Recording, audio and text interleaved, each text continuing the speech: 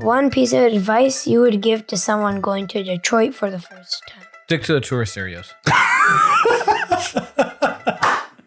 Don't be going and looking for trouble.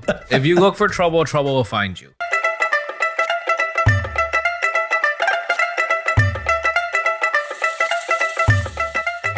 Oh Kiddan! Yo, what up, people? Hello, namaste, kamcho, assalamu alaikum, and sat sri akal. What up, guys? Welcome back to the Oh Kiddan podcast. I'm your host, Tej, and we have Tej's Pops back. Pops back again, back in the building, sir. Good to see you. Good to see you. We have before we start, let's just do the, get the formalities out of the way.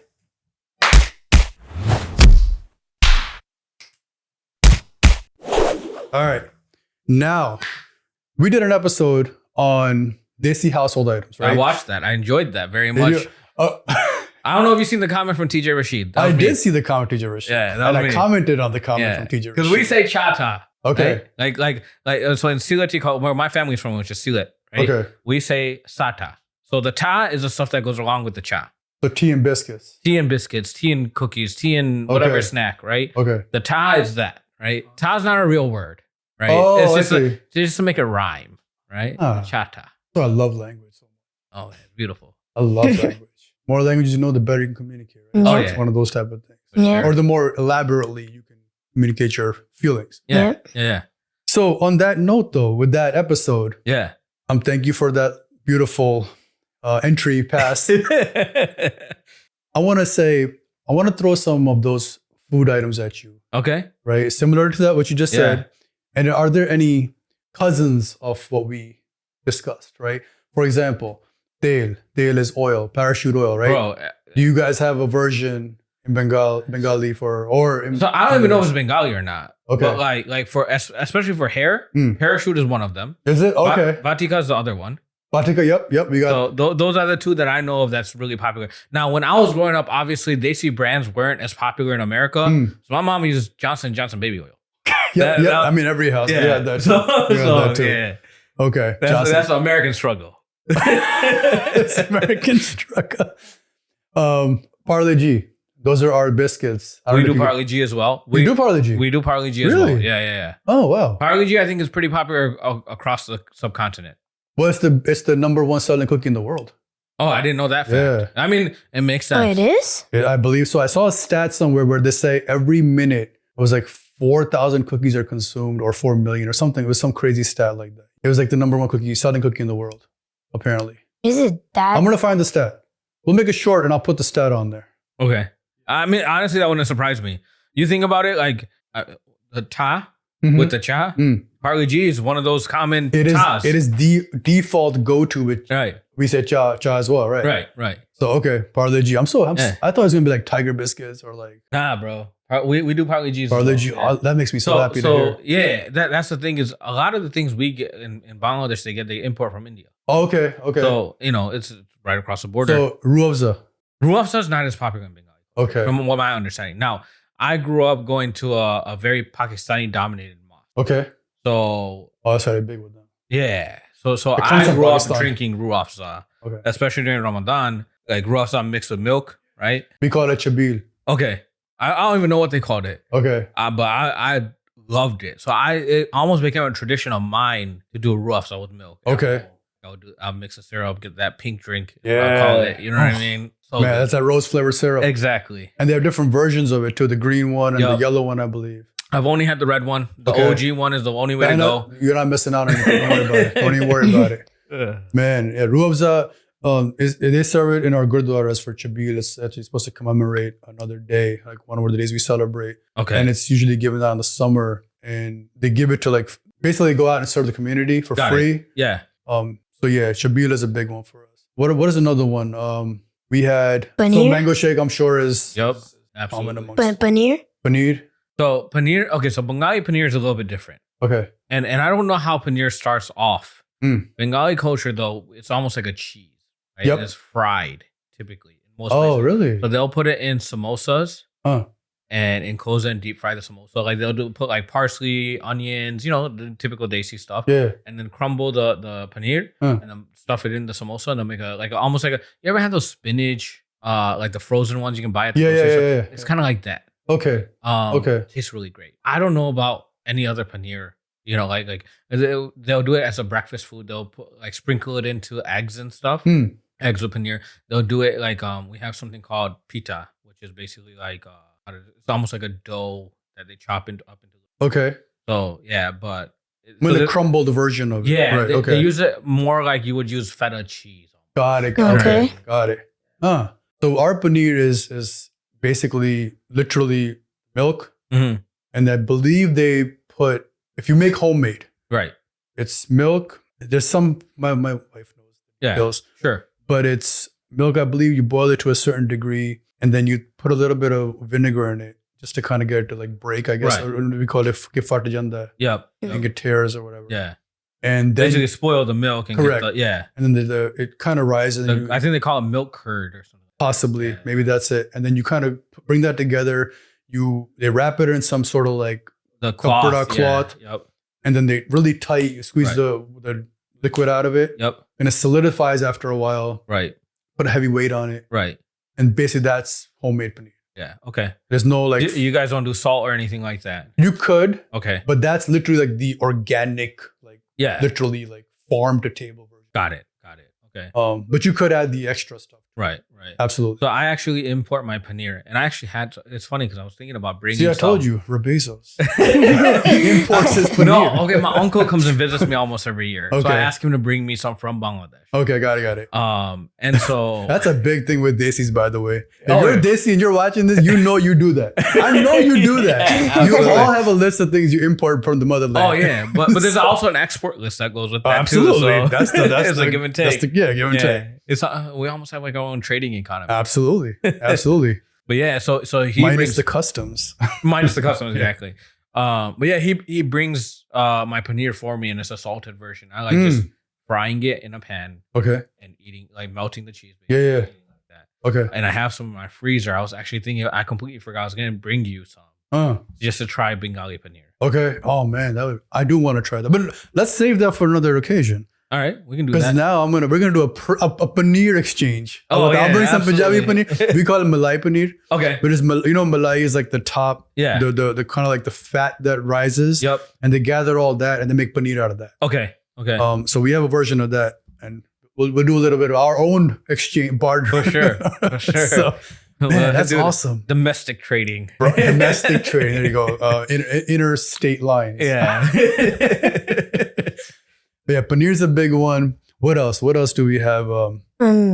Maggie? Maggie. Oh, love Maggie. Yeah, Maggie's also a common. Absolutely. Yeah, really? Absolutely. Oh wow. Bro, when I watched your guys' episode, I realized it's an Indian. I thought it was a Bengali thing. Oh really? I thought Maggie was a Bengali company. I thought it was an Indian thing. Okay. Some- It might, yeah. Like I didn't know Indian people did Maggie too, because like even the little cubes that they have, the spice packets that they have, the ketchup that they have. Yeah. We do all of that. Right? Really? Yeah. Oh wow. Good to know. See, small world. Yeah. World. Oh man, Maggie with that hot and sweet and hot sauce. Yep. That's the one. That's it. You don't need anything else in life. No. You don't need anything. If you're a simple person, a simple meal does it. Hot and sweet sauce Yeah. and Maggie. Those are facts. Basically, that's our version of cup of noodles, but much better. Oh, it has flavor. Oh, it's an explosion of flavor. Yeah. Yes, that masala can make or break like any dish, I think. Oh yeah. Because I use that masala for like pasta. Yeah. To give it the desi Yep. touch. I'm sorry. Absolutely. I do. Yeah. And it gives it that desi kick, man. Yep. I'm telling you, they learn something new. Yep. Use Maggi masala for Anything. anything. Anything that's not a dessert, it will do well in. In a controlled portion. Don't overdo it. Don't overdo it. But yes, absolutely. I agree 100% with that. Yep. Man, I'm happy to learn. There's so many things that are just very like Commonalities. Yeah. Absolutely. What desi ghee? Oh man, everything. And everything. With Desi ghee, like whether you're cooking curries or whether you're doing Okay. yeah, absolutely. Because desi ghee has in the Western world has become a more recent phenomenon, Oh no. which they call clarified butter. Right. We've right. been using desi ghee since the beginning of time. Yeah, absolutely. Right? They just coming up to speed, but we've been using this thing. Yep. So desi ghee is like pure essence, Absolutely. like actual butter before it was butter. Yeah. Well, and here's the other thing is if you don't put ghee in certain things, it will not taste correct. Absolutely not. Right? Absolutely not. You got it. Desi ghee is, you must have it. Otherwise, you're missing out on life. Yeah. What else you got? What else? Was that all the foods, I think? Yeah. I know we talked about a bunch of other foods. Kisan jam.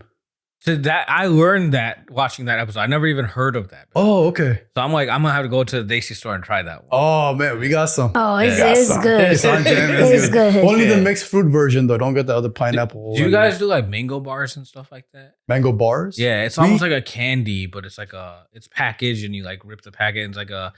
Is it a hard candy or a soft? No, like it's almost like I think you call it fruit leather in American or like but it's like a dry mango fruit bar. Oh yeah, we do have the dried version of those. Yeah, absolutely. But I don't know. I guess I have to try the Desi. What you're talking about? What is it called again? It's I think they're called like mango bars. Yeah. I'm not too familiar. Okay, we'll do a trade.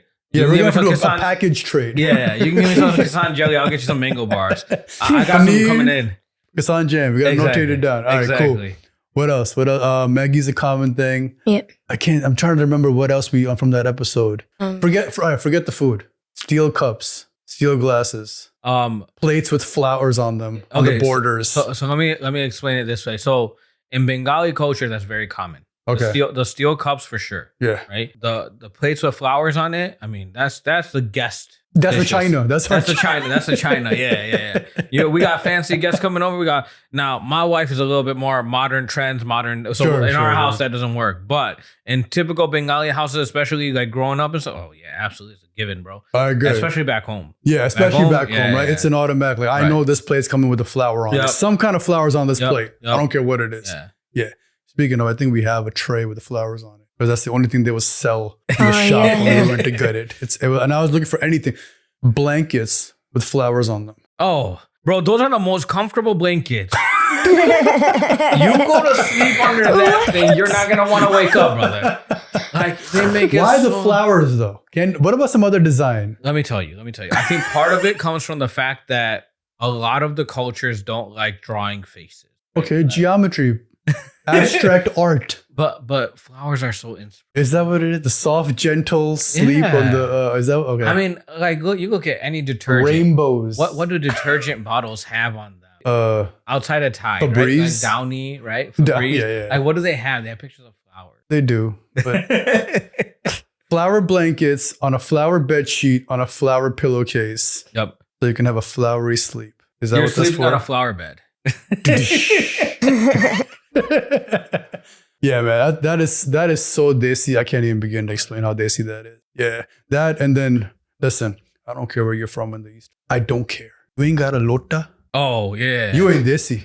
It's funny. So can I make a comment on that? Absolutely. Okay, so that whole thing that I was saying earlier about being confident who you are and stuff like that. I was talking to my coworkers about that, and now I'm confident. I used to hide things like that. Okay. Like the tail in your hair. Mom used to put tail in your hair. Sure, like all of it, right? All of it. I was just like, I felt so different. But now I learned to embrace my difference. Now there's always a reason why we do. Of course. So I remember having a conversation with my colleagues, and I explained the whole process behind the lota and everything. And I won't get into the details on this episode, but you guys know what I'm talking about. I got you. So I explained that whole thing, and they're like, "Ew, that's disgusting." But you walking around with stuff stuck to you all day, every day, if you're not cleaning it properly. Bro. Yeah. I heard the best analogy that I've ever heard on this topic. If you tell me about the peanut butter smear thing. Absolutely not. Okay. Absolutely not. This is the best and greatest analogy that will hit home so hard. I'm ready for it. And it should hit home so hard to everyone, right? I will say before I say this analogy,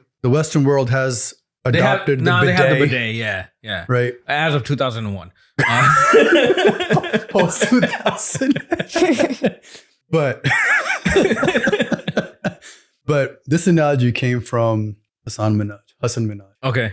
I'm not going to glorify his name. Sure. Hassan Minhaj. He said, if you are wearing a pair of Jordan 1s, your favorite Jordans, right, crisp, brand new, you paid a nice hefty amount for them, right? They come out the box, you smell them, you get that new car, new shoe smell. Oh, yeah. You wearing those J's, you're walking down the street, and you step in a pile of dog-ish. Yeah. And I give you a napkin to wipe those off. Will you accept and just be on your way afterwards? Or will you want to clean them with water, scrub them, correctly clean them before you put them away when you get home. Hey, now are your J's more important than your behind? Yeah, right. That's a beautiful analogy, my brother. I'm going to use that one. That's it. Yep. And outside of that, I'm sorry. But now they also started using wipes. Right. Which is another, I guess, alternative. Sure. But the wipes is like, if you don't have your lota with you, then, maybe default to the wipes. But keep your lota with you. Lota is listen. If you don't got a lota, you ain't Desi. Yeah, exactly. Yeah. And if you walk into a Desi person's house, and I'm sorry, they may hide the lota when you're there, but you'll find it if you look hard enough. The lota's there. Yeah. Oh, that's not for watering the flowers. Absolutely not. Absolutely not. It's to clean the flowers. It's to clean the flower. Yeah, exactly. So, sir, let's move on from the lota talk. Oh man. What else we got? Anything else? Let's get into sports now. Back to sports? Yeah. All right, what do we got? So we know that the Detroit Lions have been doing good. Yeah, absolutely. But what do you think has happened to the Pistons? I think they're still rebuilding, honestly. I think that's a long rebuild, man. Well, here's the thing. We have a history of drafting really good players and letting them, right? Chris Middleton, Piston. Yeah, was he? He was a Piston. I don't even know. Since when? Maybe did he come in the league with them? They drafted him? Yeah, I'm pretty sure, if I remember correctly, they had him at one point when he was really young. Wow. I don't know if they drafted him or they traded for him. I can't remember. Okay. When you get to my age, you'll understand. Memory starts going a little bit. But no, they get players, they let them go, and they develop in other teams. They also had a period where they went through trying to rebuild too quickly. Right? So I don't know if you guys remember, they went after Brandon Jennings. Yes. After Brandon Jennings had that whole Yeah. Didn't work out. It didn't work out. It wasn't worth it, what they went with. Then they went for the whole Blake Griffin. Yep. Thought he was still a superstar, which all credit to him. I was a huge Blake Griffin fan, but it was too late in his career to give him even when the Clippers offered him that type of money, everyone was like, that's way too much money for him. Right. And then we traded knowing that that's the kind of money he's making. So a lot of it is management, a lot of it is bad decisions, a lot of it is trying to build too quickly. But I think we have a good core now. Okay. Cade is amazing. But are they going to stay? Well, that's the thing. I mean, loyalty is not the same as it used to be. Oh, yeah. No, of course not. And people get frustrated quickly. If you're not making the right moves and telling me what I want to. Right.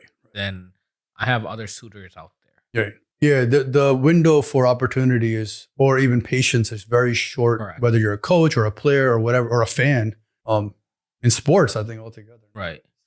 Even the 2004 championship Detroit Pistons, I would say they were a completely different team than in the history of all championship teams.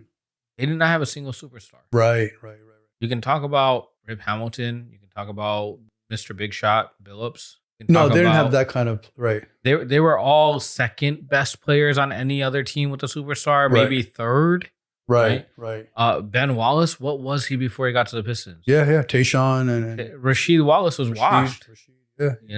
Yeah. So I think we need to, instead of trying to go after superstars and build superstars, I think they need to go more back to their roots. Do you also think that because after you experience a city like, Miami, does anybody want to go back to Detroit as a city? Truthfully, probably not. Right. Or Chicago? Probably not. Right.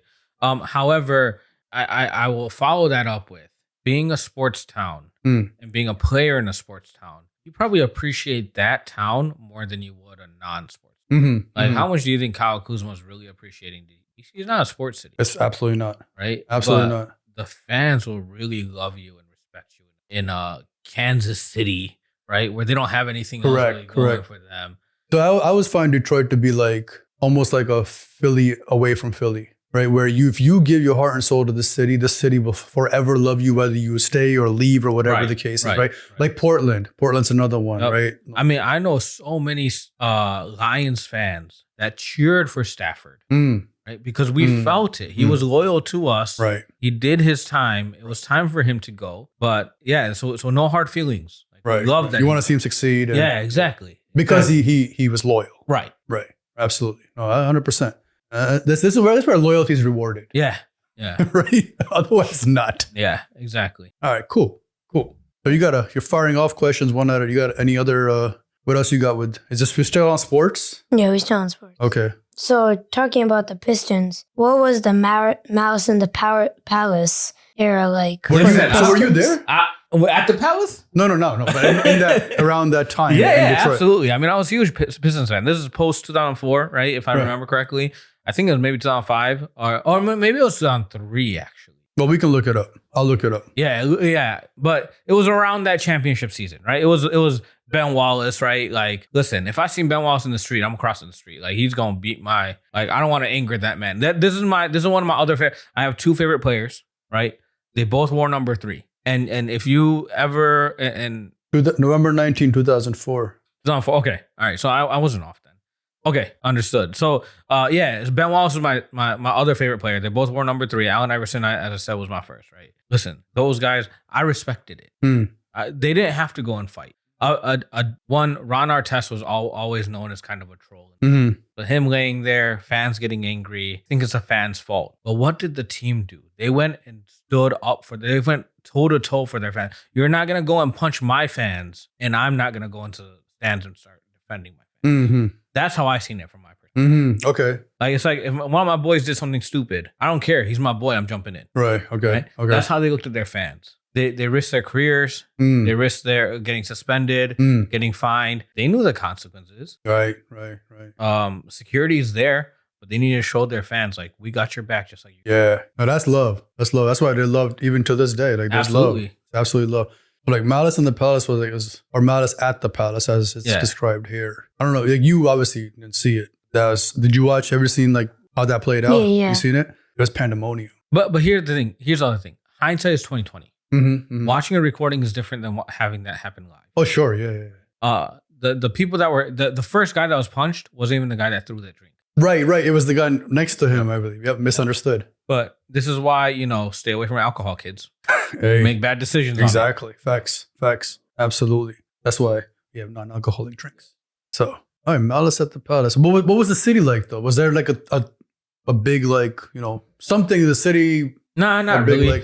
So here's the thing. Back then, they were playing in Auburn Hills. Auburn Hills is about an hour and a half outside of Detroit. It's a very wealthy area. So it wasn't going to get affected by like that. They have a lot of cops. And now they've moved the team back into the city of Detroit. I guarantee people would have rioted and shut down. Jermaine O'Neal and Ron Artest would have been hanging from a building. It's a different vibe inside a city than it is out in the suburbs. Got it. You know what I mean? Sure. Yeah, that makes sense. Okay.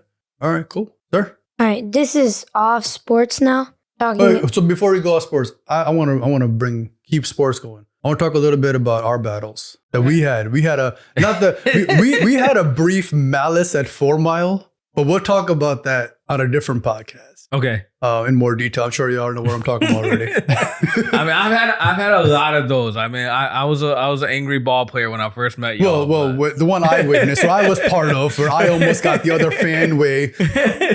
I was the other fan, but I didn't throw anything. But I almost got hit, or could have got hit. But from our battles, right? When you guys, so I met you on basically, I think it was Barcroft at 4 Mile. Yeah. That's where I met you. First time. Yep. Or it may have been the other one. I can't remember. It was Croft. No, it was Croft. Yes, absolutely. I remember my first introduction to you was, like, this guy loves playing defense. And I rarely come across people like street ball or just whatever, even like rec league, whatever, who takes pride in defense over offense. Because everyone's trying to score a bucket nowadays. Yep. I was like, this guy likes playing defense. Like the way you were just playing with for your friends. And it was so clear to see that you had this like that AI way of like, I want to lock you down. And you took pride in like blocking shots. Oh, I loved blocking shots. And that was like your thing. Yeah. Blocking shots. Yeah. And I was like, man, this could be fun to go against. Because he would truly challenge me to that point. Like, come on. It was never a challenge for you. Stop it. So like, in all honesty, right? I'll say it today. I don't think I may have said it to him. So I've played like a lot of people, right? Who much better than anyone in this room right now. Like we played against a lot of those kind of players. But I've never had more fun or more of a challenge playing against somebody who could use this to play. A lot of those people who are better physically didn't have this, right? This meaning like the IQ, the way they played, like the thinking part of the game, the chess match. It was always checkers, right? I got you on a couple pivots, easy money, whatever, right? I'm not worried about it. Sure, you're bigger. bye. Once I pump fake you, right? It's easy. But like this guy, with him, it was every single step, millisecond, open space, even the way positioning the ball through a rip through had to be calculated. Because the second I catch him slipping even a little bit, I cannot allow him to recover. Because otherwise, he's going to prevent me from getting into my shot. It was like that. And even when he did recover, I had to like hyper focus to make sure that I'm locked in to get this shot in. Because I never really had to think like that with most people I play against. It was always like this casual shot. I'm good, whatever. Like it's just, yeah. Usually, you know how we say, I'm never looking at the guy in front of me. I barely look at the guy in front of me. I always look at the guy behind him. Like, all right, cool. So-and-so is the help defense. There's like, here's he can come from here, whatever. There's my personnel. This guy is the only person I looked at who was in front of me. Like my best friend, like my white best friend, my white brother, right? He was different because with him, we're not the same position. So we never guarded each other. Right. And y'all all playing with each other. Correct. Y'all were like the Splash Brothers before the Splash Brothers. We were the half brother. We were the Plash brother. Like I missed this. No, we were buckets actually. I'm gonna take that back. You know what? I am gonna take that assist and we could shoot. Oh man, that's one thing we could do was shoot. There was few people that could shoot. Like, and not only that, the chemistry was there. Yeah, the chemistry was unmatched. The chemistry was there, and also I felt like the range from both of us was there. Right, it was the range that really hurt. That really like. Well, that and both you guys had from a fundamental standpoint, high release points, shots are difficult to block. You always challenge a shot, but blocking a shot is different. That's different, right? So there was, this is why fundamentals is important. Those people that shoot from the chest, those people that don't put arc in their shot, those flat shots, slow releases, like none of that happened with you guys, right? Like the shot was so high, and so the degree of difficulty to defend those shots. And then you put in that work, even if someone has their hand all in your face, because I've tried it. To the point where like I'm trying to like you could probably smell what I had for dinner the day before. You know what I mean? Like, but yeah, I'm all up in there. Like they couldn't see the rim. It was like the what's his name who put it in front and Shane Battier. Yeah, right when he was doing this with Kobe. Yep. There was a lot of that. That's where I learned from. Oh really? That's where I learned that from, Shane Battier. But yeah, it was like okay, I know I'm not gonna stop the shot. Let me try to block their vision. Right, like make it difficult. Yeah, okay. And even then, it's like swish. It's like I remember go turn around so many times, seeing it go in, and like, what else am I supposed to do in this situation? See, but he's being nice about it because he's the only person I ever paid attention to who was in front of me. Otherwise, I never look at the guy in front of me ever. I don't even believe he's there. Like it's literally like, all right, 1 or 2 moves, 3 moves at most, he's gonna be out the way, right? But with him, it was totally different because I knew he loved playing defense. I knew he loved blocking shots, which is why I always loved going against him than with him. Because he made me better, right? Because if I could score on him, the rest of y'all are in trouble. See, here's the thing. For me, from the first time I met you guys, right? So like, I probably played basketball with Tufal a handful of times. Right? We played in one league together, but we were on separate teams and we probably played 3 times against each other. Ray John, I never played basketball with him until I moved to this area. Oh, really? Yeah, I didn't even know him. Y'all from the same area too. That's the crazy thing, right? Yeah, you, Tafal, Rajan, the whole group was from Detroit. Exactly. Almost. Yeah. So there's a couple Jersey guys. Yeah. But for the most part, yeah. But so I didn't have we had a natural chemistry, but I didn't have that 10 years worth of chemistry with them. Right? But like anyone that knew me knew I loved playing defense. Again, my favorite player, Allen Iverson, Ben Wallace, right? Steals and blocks. Right. So for me, like. And then the other thing is, and this might sound a little bit arrogant, I know my weaknesses. I'm not a shooter. I never had that skill. I could make a shot every once in a while, but like my strength was my ability to jump and my ability to think quick. Right? Those and so because of that, that's why defense became a priority. Well, there's another thing that you were really, really, really good at. You knew how to run an offense. Not by plays, but by knowing your personnel, knowing who to pass, knowing how to set your players up, and knowing how to position them for their strengths. Oh, well, that's just other people making me look good, though. No. Listen, I've seen you take lesser teams and come out with dubs because you quarterbacked it the right way, right? And communication. Like that, you taught me that. I learned that from you, communication. Yeah. Talk more. Right. Talk more. Well, that's the thing is, so you were always good at communicating. The problem is the way that you were communicating, the teams you were playing against didn't understand it because you would use points, you would direct with your hands, right? But a lot of the guys we played with never played organized ball. They grew up playing street ball. Mm-hmm. So you got to tell them because when you point and when you say, I need you over here or you point at your feet or whatever, they don't understand that. So you got to tell them, send me a pick, right? Right. So you helped me communicate. Sure. Right? Because you and I were playing chess matches with each other. Oh, yeah, man. That's the thing is, I remember, man, like I used to go home after our games, stand in the shower and think about it. Like, oh, so he did this. So he has a tendency of doing this. Okay, well, when he snaps that ball back, maybe I can stick my hand in there and I'd remember it for the next time we play against each other. And like it was like almost an obsession. Like I needed to stop this guy. I mean, anytime I got a block on you, it felt so good. And then it was like you would get the rebound and score it again. And that's why like the play doesn't stop, right? Like you get happy, sure. You won the battle, right? But you want to win I lost the war. I lost the war. Yeah. But the fact that he even got those blocks, because I take pride in never getting blocked. Like I just don't get blocked, right? Because I've learned how to release it quickly, and he's helped me. He taught me that playing because he loves blocking so much. I had to learn how to release quick and accurately. And because when he blocked me, it would upset me. But then I would have to go and so the one other thing he was really good at is rebounding. Man got hops. Maybe not now, but he had hops. Well, he jumps higher than me, but I took a pride in like learning. And he taught me how to rebound like the Rodman style, where you think about rebounding, where you tip the ball. You don't want to grab the ball, you tip it to yourself versus grabbing it. Right? That's all credit to him. Well, here's the thing. So, and this is before your time. Do you guys remember on I think it was Sunday mornings, Thahmin Rashid had a show called Inside the NBA. Yes, absolutely, man. Right? So I would wait for that show. Every episode or so, he would do a training session with an NBA player. Yep. So there was one episode where he had Ben Wallace on. This is where I learned rebounding from. He had Ben Wallace on there. Ben Wallace talked about, you got to remember, this guy was maybe 6'8", playing center in a league where undersized centers were not appreciated. No, but he was super jacked. Oh, yeah. Yeah, this dude was a tank, right?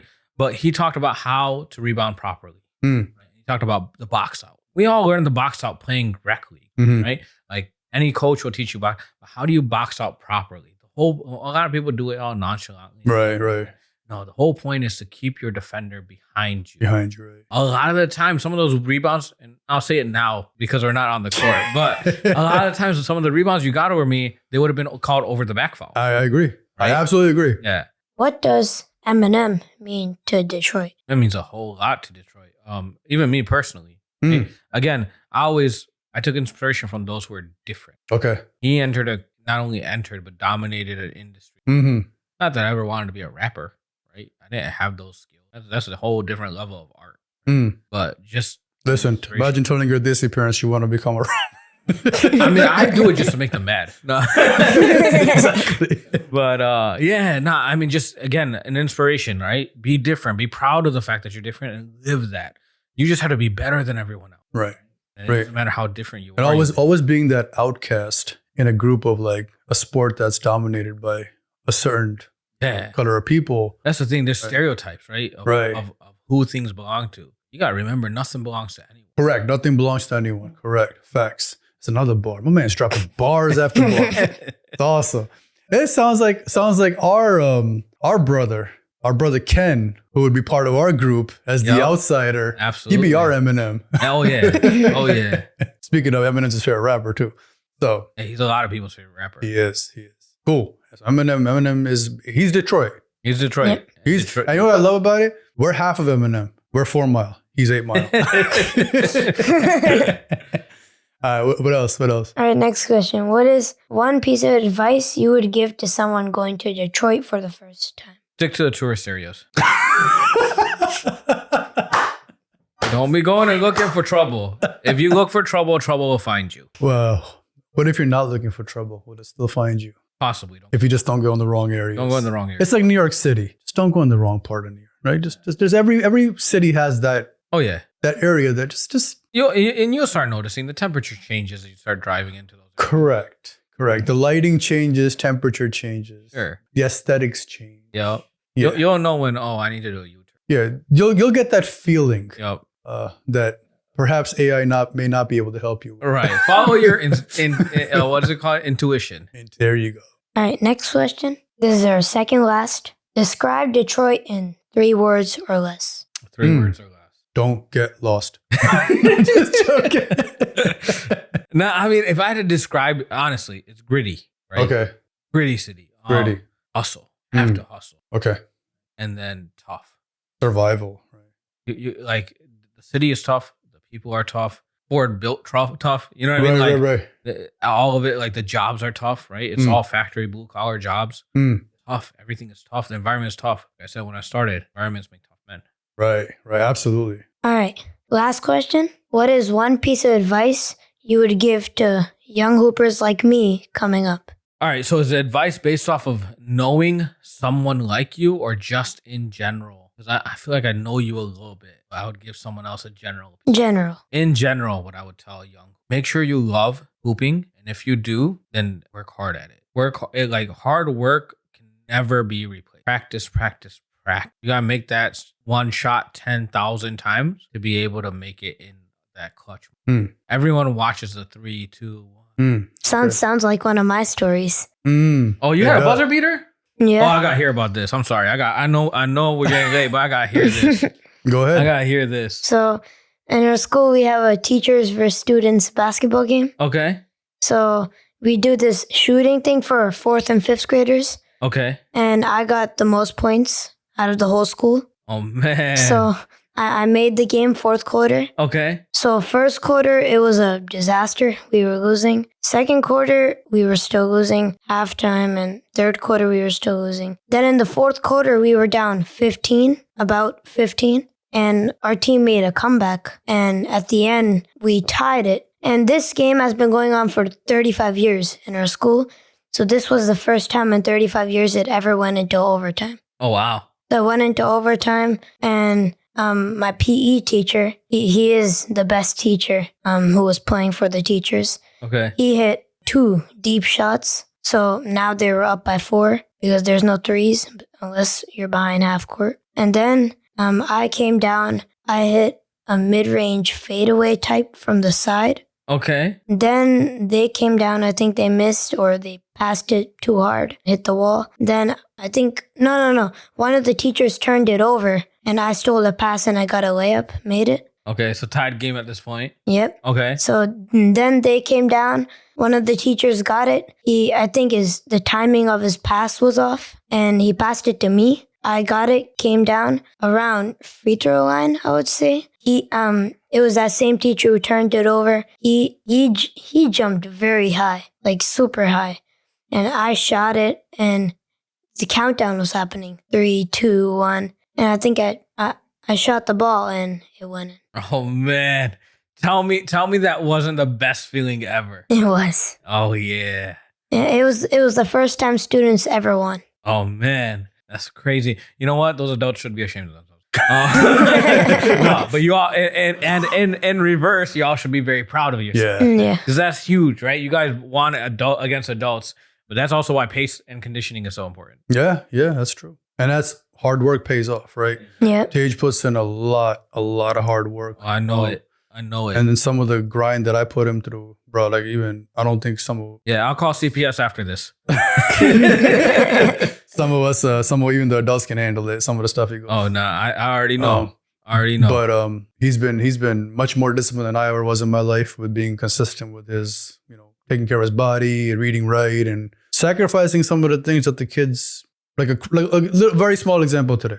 After every soccer game, some parents bring snacks, right? Got some Gatorade, whatever, chips. Everybody goes and runs and grabs their chip and Gatorade. He's the only kid that refused to. They're like, you want something? Nah. Like, oh, we have this as an alternate. No, I'm good. Because it was all junk. And he'd recently learned that Doritos and chips and all that stuff is actually really bad food. It's not even just a very little bit. It's a terrible food to eat. Right. And that Gatorade that we love so much or stuff like that, right? Or the other more unnatural drinks have things on there which are not good for his longevity of his health and so forth. Right. So he said, I don't want it. He's the only one. So like he those little things at some point will count. Yeah. Right. And absolutely. it will help him. So every little sacrifice that he makes in those ways, right, that the decisions and the choices that he's making were much better than what I was eating at my age, at his age. Right. And what my parents, again, first generation immigrants, they don't know much. Absolutely. We're teaching, learning through information, more accessible, more readily. He's making the correct choices, right. Which even if the other kids, like, listen, my youngest one, I tell him Doritos junk food. He's like, no, it's not Doritos. And he teases me with it. He's like, oh, I'm eating Doritos. Like, right. So like, but it's those little things which I feel like they pay off on the long run. They will, and they are. Pennies add to dollars. Correct. Pennies add to dollars. Bars. This man, I'm gonna have to call him Barz. TJ Barz, man. That's his rap name. TJ Barz. No, man, I appreciate it, man. I really appreciate this conversation, man. I love reminiscing with you, learning about the cultures, the similarities, and the differences. Sure. Yep. Man, honestly speaking, I can take this episode another hour long with this man. Oh, yeah. I feel like this is our parking lot conversation, bro. That's what I feel like. It's taking me back. Yeah, but you know what? If you will, and if you allow us to, we would love to have you back on a future episode to kind of continue the conversation. For sure. And then also like share those taboo, right, topics that perhaps can hopefully help somebody. Say, you know what? No, I am going to tread my own way, my own path, and be a pioneer in what I want to do and do it confidently. Yep. So I appreciate you giving back, brother. I know you're doing a lot of great things. I'm humbled to be here. I'm honored. Honestly, thank you guys so much for inviting me. Honestly, Tej, I'm so proud of you, man. Thank you. Proud of you. Thank you. Man, I tell you, the pleasure's on this side of the table and over there, man. But thank you again. So with that, sir, any other parting words they want to share with anybody, the youth or your loved ones, or make sure you like and subscribe. Is that it? My man. Making sure you like, subscribe at Oh Kiddan on every platform, right? Your TikToks. Absolutely. Your IGs and your YouTubes. Subscribe. Tell your friend. Tell your neighbor. Tell your tell your bye. Tell your Bobby. You know. He just read my mind. My man read my mind. Right. Tell your Gwandi. Right. Tell your neighbors. Tell your friends. Tell your dost, mitter, your cousins, or all that good stuff. Right. Yep. Tell every kind of friend you got. Yep. All right. Spread the message. Again, we love y'all. We love this conversation. Like I said, I could keep going, but we got to wrap it up. Right? I can't get in trouble with the Bobby. I can't. So I'm sorry, Bobby. I kept your guy. I kept your man a little later than usual, but I appreciate it. Man. So with that, see you later. Alvida, Avjo, Kudafis, and Sat Sri Akal. Till next time, peace. Peace.